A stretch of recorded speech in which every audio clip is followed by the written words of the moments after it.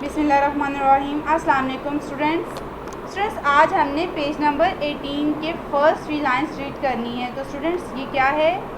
तोए, जोए, N और N की छोटी शक्ल। ठीक है, एन के बाद क्या आता है? गैन। गैन और गैन की छोटी शक्ल भी एज इट इज़ होती है, डिफरेंस सिर्फ एक नुक्ते का है। ठीक है बेटा, गैन के सर पर एक नुक्ता होता है।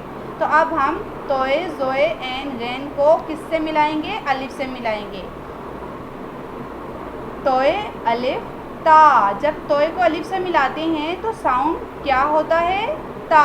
तोए अलिफ ता। इसी तरह जोए अलिफ जा, एन अलिफ आ, गैन अलिफ गा। ठीक है, ये एन और गैन की आधी शक्ल है, साथ इसके अलिफ को मैच किया है। तो जब अलिफ को मैच कर दें एन के साथ तो आ की साउंड निकलता है, और जब गैन के साथ मैच करते हैं तो गा। गायन अलिफ गा। अब स्टूडेंट्स हम अल्फाज बनाएंगे। बे अलिफ बा गैन क्या बना? बाग। बे अलिफ बा गैन बाग, ये रहा बाग। ठीक है, ये क्या है? बाग है। बे अलिफ बा गैन बाग। दाल अलिफ दा गैन दाग। दाल अलिफ दा गैन दाग, किसी निशान को कहते हैं। जे अलिफ जा गैन जाग। तो बेटा जाग एक राग का नाम है। ठीक है, तो अलिफ ता सीन तास। तास प्याले को कहते हैं।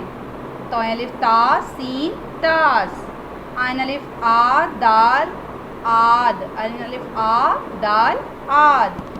आद यानी कि वो अदद जो मालूम अदद को पूरा तकसीम कर दे। ठीक है, गाइन अलिफ गा रे गार। गाइन अलिफ गा रे गार, ये किसकी आधी शक्ल है? गाइन की। गैन अलिफ गा रे गार। एन अलिफ आ दाल आद, गैन अलिफ गा रे गार। गार जंगली जानवरों का मस्कन, यानी कि जहाँ जंगली जानवर रहते हैं तो उसको गार कहते हैं।